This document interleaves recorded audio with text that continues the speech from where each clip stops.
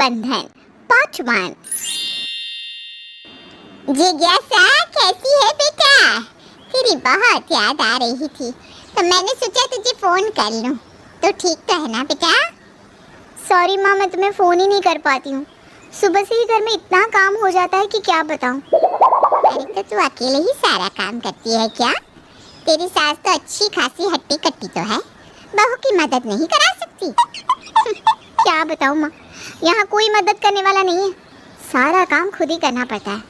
आपको पता है उस दिन मैंने आपको कॉल किया था ना, मेरी सास ने बात करते देख लिया तो कहने लगी बहू काम के समय हमें फोन पर चटर पटर करना पसंद नहीं है। बताओ, मैं अपनी माँ से बात करने के लिए भी सबकी परमिशन लूंगी क्या? हाय हाय, बिल्कुल काम वाली बनाकर रख दिया मेरी नाजुक सी बच्ची को। भाई ये बात तो हमें बिल्कुल पसंद नहीं आई कि बहू को माँ के फोन करने से भी रोक दो। बेटा तुझे उसी समय बोलना चाहिए था, नहीं तो ये लोग ना तुझे बिल्कुल नजरबंदी करके रख लेंगे। ठीक कहती हो माँ, जवाब देना भी जरूरी होता है। अब माँ जी ने मुझसे कुछ भी कहा ना तो मैं तो साफ साफ जवाब दे दूंगी। माँ को अपने ससुराल में घटने वाली सारी बात बताने के बाद जिज्ञासा ने फोन काट दिया। अगले दिन जिज्ञासा अपनी माँ से फोन पर बात कर रही होती है, तभी उसकी सास वहाँ आ जाती है। जिज्ञासा बेटा, जिगर को ऑफिस के लिए लेट हो रहा है, वो कब से तुझे आवाज लगा रहा है, जल्दी से उसका टिफिन दे दे। और बेटा तुझे कितनी बार कहा है मैंने कि काम के समय फोन पर समय बर्बाद करना अच्छी बात नहीं है। एक बार जिगर ऑफिस के लिए निकल जाए उसके बाद तो आराम से बातें करते बैठ। माँ जी, अगर अपनी बेटी के ऑफिस और टिफिन की आपको इतनी ही चिंता है तो आप आकर मदद क्यों नहीं कर देती? अब आप लोग मुझे मेरे मायके में बात करने से भी रोकेंगे क्या? अरे बेटा, मेरी बात का गलत मतलब ना निकाल, मेरे कहने का ये मतलब बिल्कुल भी नहीं था। रहने दीजिए माँ जी, आपका मतलब अच्छी तरह समझती हूँ मैं। जब भी आप मुझे फोन पर बात करते हुए देख लेती हैं, तुरंत आकर टोक देती हैं। जिज्ञासा, ये तुम कैसे बात कर रही हो माँ के साथ? क्या यही तुम्हारे संस्कार है? आपको हर समय बस अपनी माँ की पड़ी रहती है, पता नहीं आपने मुझसे शादी ही क्यों की। जब देखो तुम माँ जी मेरी हर बात पर रोक टोक करती रहती है। इतना कहकर जिज्ञासा रोते हुए अपने कमरे में चली जाती है।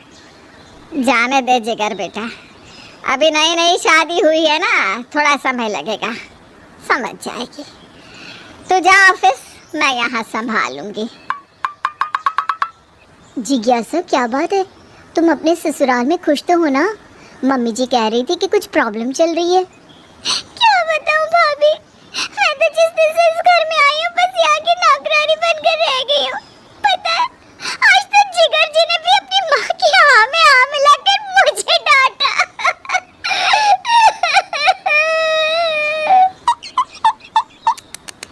ये तो बहुत गलत बात है जिज्ञासा। देखो, किसी की भी ज्यादा बातें सुनने की जरूरत नहीं है। जिगर जी को साफ साफ समझा देना कि अगर ऐसे ही चलता रहा तो तुम अपने मायके चली जाओगी। देखना, मायके की बात सुनकर 2 दिन में अकल ठिकाने आ जाएगी। आप बिल्कुल ठीक कह रही है भाभी, मैं ऐसा ही करूंगी।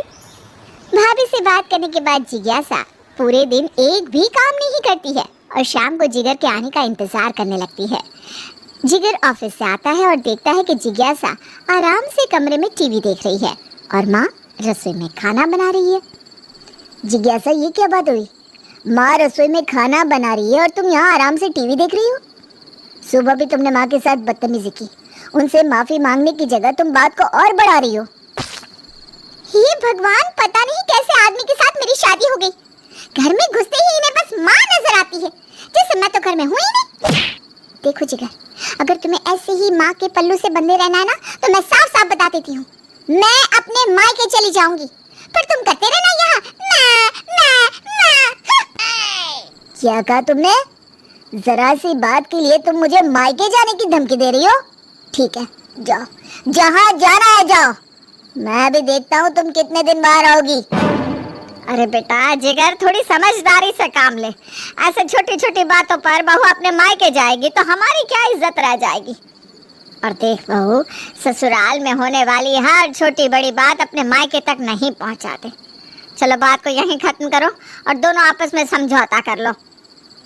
बात ऐसी खत्म नहीं होगी माँ जी। और आपको क्या लगता है मुझे यहाँ रखकर आप मेरे साथ कुछ भी कर लेंगे और मैं अपनी माँ को नहीं बताऊंगी? जिज्ञासा किसी की बात सुनना ही नहीं चाहती थी। अब तो यह रोज का क्रम हो गया था। घर में होने वाली छोटी सी छोटी बात जिज्ञासा अपनी माँ और भाभी को बताती। वो दोनों भी हर बात में अपनी नाक घुसाती और घर में कलेश होते।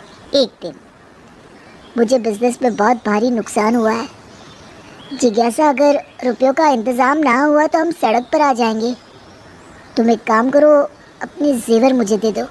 मेरे पास भी कुछ सेविंग है, मैं घाटा कुछ कम करने की कोशिश करता हूँ। जैसे ही सब सही होगा मैं तुम्हें जेवर वापस ला दूंगा। जिगर की बात सुनकर जिज्ञासा चुप रहती है। अगले दिन जिगर ऑफिस के लिए निकल रहा था कि उसकी सासू माँ का फोन आ जाता है। दामाद जी, आपसे ये उम्मीद नहीं थी हमें। अपनी माँ की बातों में आकर आपने जिज्ञासा से उसके गहने तक वापस मांग लिए। लगता है गलत ही घर में रिश्ता कर दिया हमने लड़की का। अरे ये आप क्या कह रही हैं? मेरी माँ मुझसे ऐसा क्यों कहेगी? वो तो मुझे नुकसान हुआ तो मैं जिज्ञासा से मदद मांग रहा था। अब पति के कठिन समय में पत्नी ही तो मदद करेगी ना। हम सब समझते हैं बेटा, नुकसान हुआ तो आप अपनी माँ के जेवर भी तो गिरवी रख सकती थी। एक नई नवेली दुल्हन से उसके जेवर मांगना, ये कहाँ की समझदारी है? भाई हमें तो ये बात बिल्कुल नहीं जची। अब आप कल को मेरी बच्ची पर मायके से रुपए लाने का दबाव बनाएंगी। हम सब समझ रहे हैं आप लोग क्या प्लानिंग कर रहे हैं। देखिए, मैं आपकी बहुत इज्जत करता हूँ माँ जी, लेकिन इसका मतलब ये नहीं कि बिना कुछ भी जाने परखे आप मेरी माँ को अनाप शनाप बोलेंगी। आपको हमारे घर के मामले में बोलने की कोई ज़रूरत नहीं है। बेहतर होगा कि आप आज के बाद मुझे कभी फ़ोन ना करें, नहीं तो मैं भी रिश्ते की मर्यादा भूल जाऊंगा। अरे क्या बात है बेटा, किसका फ़ोन था? इतना नाराज़ क्यों हो रहा है तू? जिगर माँ की बात का जवाब दिए बगैर गुस्से में जिज्ञासा के कमरे की ओर चल देता है। इधर जिज्ञासा की माँ दामाद से हुई बातचीत को नमक मिर्ची लगाकर फ़ोन पर बेटी को बता रही थी। आज तो दामाद जी ने हमारी बहुत बेइज्जती की है बेटा। आज के बाद हम तो उस घर में पाँव भी नहीं रखेंगे। अब तू सोच ले, तुझे माँ चाहिए या पति? हमने तो अपना बेटा समझकर जिगर को समझाना चाहा था, लेकिन उन्होंने तो हमें हमारी औकात दिखा दी। दोनों माँ बेटी की बात जिगर और उसकी माँ कमरे के बाहर खड़े सुन रहे थे। जिज्ञासा जैसे ही जिगर को देखती है फ़ोन काट देती है। जिगर, आपने मेरी माँ की बेइज्जती की? आपकी हिम्मत भी कैसे हुई? जिज्ञासा, मैं भी तुमसे यही पूछने आया हूँ कि आखिर तुम मुझसे चाहती क्या हो? अगर तुम अपने गहने नहीं देना चाहती थी तो मुझे मना भी कर सकती थी। बात का बतंगड़ बनाकर आखिर तुम्हें क्या मिला? तुमने अपनी माँ से क्या कहा? यही कि मैं और माँ तुम्हें मायके से पैसे लाने के लिए तुम पर दबाव बनाना चाहते हैं। मेरी माँ को इन सब में घसीटने की तुम्हारी हिम्मत भी कैसे हुई? तो क्या मैं सब कुछ लुटा दूं तुम दोनों माँ बेटा पर? मैं भी तो अपनी माँ से सलाह ले सकती हूँ ना। अगर तुम सही हो तो तुम्हें बुरा क्यों लग रहा है? अपनी माँ की बारी आई तो बड़ा दिल में ला रहे हो। मेरी माँ के साथ बदतमीजी करते हुए नहीं सोचा कि मुझे भी बुरा लग सकता है। तुम एक बेवकूफ औरत हो। तुम्हें कोई नहीं समझा सकता। जो जी में आए वो करो। अरे बेटा जिज्ञासा, ये क्या कर दिया तूने? एक बात का हमेशा ध्यान रखना बेटा, जो पति पत्नी अपने संबंधों में सबको बीच में रखते हैं ना, उनका घर कभी नहीं बसता। ये तुम दोनों पति पत्नी के बीच की बात थी। जिगर ने मुझे भी कुछ नहीं बताया था। तुम्हें भी अपनी माँ या भाभी को नहीं बताना चाहिए था। जो भी बात हो आपस में खत्म कर लेनी चाहिए। इस बात को तुम जितना जल्दी समझ लोगे उतना तुम्हारे लिए बेहतर होगा। बहुत समझ लिया, और नहीं ज्ञान चाहिए आपका। मैं जा रही हूँ अपने मायके।